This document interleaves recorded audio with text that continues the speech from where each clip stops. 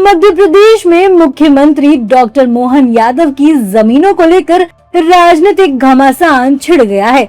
नेता प्रतिपक्ष उमंग सिंघार ने मुख्यमंत्री और उनके परिवार पर जानकारी का फायदा उठाकर जमीन बढ़ाने का आरोप लगाया है। उत्तर प्रदेश में मुहर्रम पर शांति है, सौहार्द है और पुलिस की मुस्तैदी है। यूपी से अब वो दिन लद गए हैं जब मुहर्रम पर बवाल, हथियारों का प्रदर्शन और सड़कों पर गुंडागर्दी होती थी। अब योगी के यूपी में नई इबारत लिखी जा रही है। योगी का मैसेज क्लियर है। इस बार यूपी में ताजियों की ऊंचाई कम रखने, सड़क ब्लॉक नहीं करने और किसी तरह के विवादित पोस्टर नहीं लगाने के निर्देश हैं। योगी फोर्स भी लखनऊ से लेकर प्रतापगढ़ तक मुस्तैद नजर आ रही है। लखनऊ में ताजिए का जुलूस निकाला गया, जिसमें बड़ी संख्या में शिया समुदाय के लोग शामिल हुए और करबला के शहीदों को याद कर मातम मनाया। मुहर्रम पर प्रतापगढ़ पुलिस ग्राउंड जीरो पर है। पुलिस अधीक्षक दीपक भूकर ने भारी पुलिस बल के साथ शहर निरीक्षण किया। पुलिस के मुताबिक पूरे शहर में ड्रोन कैमरों के जरिए भी निगरानी की गई और सुरक्षा व्यवस्था को चाक चौबंद रखा गया। एनसीईआरटी की नई पाठ्य पुस्तकों में आपातकाल यानी कि इमरजेंसी से जुड़े अध्यायों को शामिल किए जाने पर देश में एक बार फिर वैचारिक और राजनीतिक संग्राम छिड़ गया है। बता दें कि एनसीईआरटी ने अपने नए पाठ्यक्रम में 1975 के आपातकाल के दौर को प्रमुखता से शामिल किया है। सरकार का तर्क है कि नई पीढ़ी को यह जानना बेहद जरूरी है कि देश के लोकतंत्र पर कब और किसने चोट की थी, जिसे लेकर कांग्रेस नेता हुसैन दलवाई ने आक्रामक रुख अपनाते हुए सरकार को घेरा है।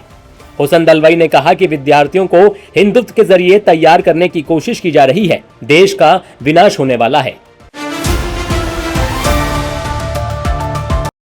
भारत और अमेरिका के रिश्ते नई ऊंचाइयों की ओर बढ़ रहे हैं। अमेरिकी विदेश मंत्री मार्को रूबियो ने साफ कर दिया है कि वॉशिंगटन नई दिल्ली को सिर्फ एक रणनीतिक साझेदार नहीं बल्कि सबसे भरोसेमंद मित्र देशों में गिन रहा है। मार्को रूबियो ने यह भी संकेत दिया कि अगले साल की शुरुआत में राष्ट्रपति डोनाल्ड ट्रंप भारत दौरे पर आ सकते हैं। रूबियो ने कहा कि राष्ट्रपति ट्रंप पश्चिमी एशिया में शांति इसलिए चाहते हैं ताकि वैश्विक बाजार में तेल की उपलब्धता बढ़े और ऊर्जा संकट कम हो। प्रधानमंत्री नरेंद्र मोदी के नेतृत्व की तारीफ करते हुए मार्को रूबियो ने कहा कि वो मोदी और उनके काम के बड़े फैन हैं। अयोध्या राम मंदिर में चंदा चोरी का मामला तूल पकड़ता जा रहा है। इस मामले में लगातार एक्शन भी हो रहा है। 8 आरोपियों की गिरफ्तारी की जा चुकी है। ट्रस्ट के महासचिव चंपत राय और ट्रस्टी डॉक्टर अनिल मिश्रा नैतिक आधार पर इस्तीफा दे चुके हैं, लेकिन यह मामला अब सिर्फ पुलिस और ट्रस्ट तक सीमित नहीं रह गया है, बल्कि अब इस विवाद पर उस शख्स की भी प्रतिक्रिया सामने आई है जिसने रामलला की दिव्य प्रतिमा को आकार दिया। मूर्तिकार अरुण योगीराज इस पूरे घटनाक्रम से आहत हैं। उन्होंने कहा कि यह हर राम भक्त की आस्था पर चोट है। रामलला की मूर्ति बनाने वाले शिल्पकार की पीड़ा सिर्फ एक कलाकार की प्रतिक्रिया नहीं बल्कि करोड़ों श्रद्धालुओं की उस भावना की आवाज है जो राम मंदिर को सिर्फ एक इमारत नहीं बल्कि अपनी आस्था का प्रतीक मानते हैं। अब सबसे बड़ा सवाल यही है, क्या सिर्फ गिरफ्तारी और इस्तीफे से यह विवाद थमेगा या फिर मंदिर प्रबंधन में और व्यापक सुधार की जरूरत पड़ेगी। उत्तर प्रदेश के उन्नाव में तिरपाल डालकर रहने वाले एक मजदूर के घर जब 20 करोड़ रुपए के कारोबार से जुड़ा इनकम टैक्स का नोटिस पहुंचा तो पूरे परिवार के पैरों तले जमीन खिसक गई। गिरिजाबाग इलाके में रहने वाले श्रमिक अजय शंकर का परिवार बेहद साधारण जिंदगी जीता है। परिवार का कहना है कि बेटी रशीम के नाम पर बिना जानकारी के उसके आधार और पैन कार्ड का इस्तेमाल कर दिल्ली में फर्जी फॉर्म बनाकर करोड़ों का फर्जीवाड़ा किया गया। मामले का खुलासा तब हुआ जब चंडीगढ़ से आयकर विभाग का समन परिवार के घर पहुंचा। नोटिस में करोड़ों रुपए के लेन देन का जिक्र था। रशिम का कहना है कि जब उसने विभाग से संपर्क किया तो उसे बताया गया कि उसके नाम पर करीब 20 करोड़ रुपए का कारोबार दर्ज है, जबकि उसका दावा है कि उसका किसी भी कंपनी या व्यापार से कोई लेना देना नहीं है। महाराष्ट्र के जालन में हनी ट्रैप गैंग का बड़ा खुलासा हुआ है। अश्लील वीडियो बनाकर लोगों को ब्लैकमेल करने और उनसे पैसे वसूलने वाले गिरोह का पुलिस ने पर्दाफाश किया है। इस मामले में मुख्य महिला आरोपी समेत 6 लोगों को गिरफ्तार किया गया है। 20 जून की रात जालना के नवीन मंडी रोड पर एक बोलेरो चालक को आरोपियों ने रोका। उसे जबरन उसकी ही गाड़ी में बिठाकर ड्राई पोर्ट रोड इलाके में ले जाया गया।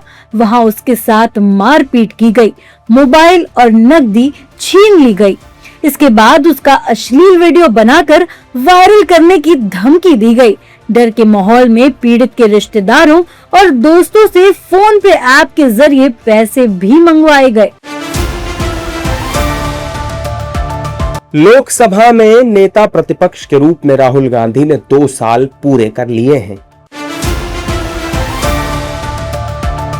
इस मौके पर उन्होंने सोशल मीडिया प्लेटफॉर्म एक्स पर एक वीडियो शेयर किया जिसमें उनके संसदीय कार्यकाल के प्रमुख मुद्दों और गतिविधियों को दिखाया गया है।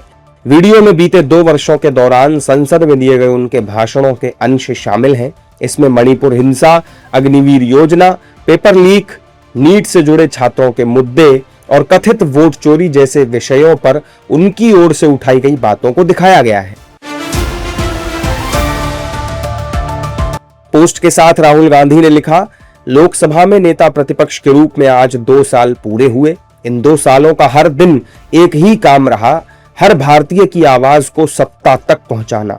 नीट के छात्रों की लड़ाई हो, वोट चोरी का पर्दाफाश हो या संविधान की रक्षा, हर मोर्चे पर आपके साथ खड़ा रहा। आज भी हूं, हमेशा रहूंगा। सड़क से संसद तक आपका भरोसा ही मेरी सबसे बड़ी ताकत है। सफर लंबा है पर संकल्प वही, आपके लिए हर लड़ाई लड़ता रहूंगा। जय हिंद, जय संविधान। राहुल गांधी के इस पोस्ट और वीडियो के बाद राजनीतिक विवाद तेज हो गया है। भारतीय जनता पार्टी के कई नेताओं ने इस पर कड़ी प्रतिक्रियाएं दी। हरियाणा सरकार में मंत्री अनिल विज ने राहुल गांधी के बयानों को लोगों को भड़काने वाला बताया। वहीं केंद्रीय मंत्री BL वर्मा ने कहा कि राहुल गांधी विदेश में जाकर देश को बदनाम करते हैं। साथ ही छत्तीसगढ़ के मुख्यमंत्री विष्णुदेव साय ने कहा कि राहुल गांधी को गंभीरता से नहीं लिया जाता। राम मंदिर चढ़ावा चोरी मामले में चल रही SIT जांच के बीच शुक्रवार को एक बड़ा राजनीतिक घटनाक्रम हुआ। संत समाज के विरोध और विपक्ष की तरफ से ट्रस्ट पर लगातार लगाए जा रहे आरोपों के बीच श्री राम जन्मभूमि तीर्थ क्षेत्र ट्रस्ट के महासचिव चंपत राय और ट्रस्ट के प्रमुख सदस्य अनिल मिश्रा ने अपने पद से इस्तीफा दे दिया। इसी मामले में सोमवार को SIT ने अपनी शुरुआती रिपोर्ट सरकार को सौंपी थी। इसके बाद गुरुवार को FIR दर्ज हुई और 8 आरोपियों की गिरफ्तारी भी हुई। अब इन दोनों इस्तीफों को उसी जांच से जोड़कर देखा जा रहा है। शिवसेना UBT सांसद संजय राउत ने कहा कि सिर्फ 2 लोगों के इस्तीफे से काम नहीं चलेगा, बल्कि पूरे ट्रस्ट पर FIR दर्ज होनी चाहिए और उसे भंग किया जाना चाहिए। वहीं समाजवादी पार्टी के नेता रविदास मेहरोत्रा ने तो मुख्यमंत्री योगी आदित्यनाथ तक के इस्तीफे की मांग कर दी। पुणे के केतन अग्रवाल केस में हर दिन नए खुलासे हो रहे हैं। इस मर्डर केस से जहां पूरे देश में गुस्सा है, वहीं अब हत्याकांड की जांच में जुटी पुलिस टीम को नई मुश्किलों का सामना करना पड़ रहा है। खबरों की माने तो पुलिस की पूछताछ में सिया और चेतन एक दूसरे पर आरोप लगा रहे हैं। जहां चेतन सिया को मास्टरमाइंड ठहरा रहा है, वहीं सिया पूरा दोष चेतन पर मढ़ने की कोशिश कर रही है।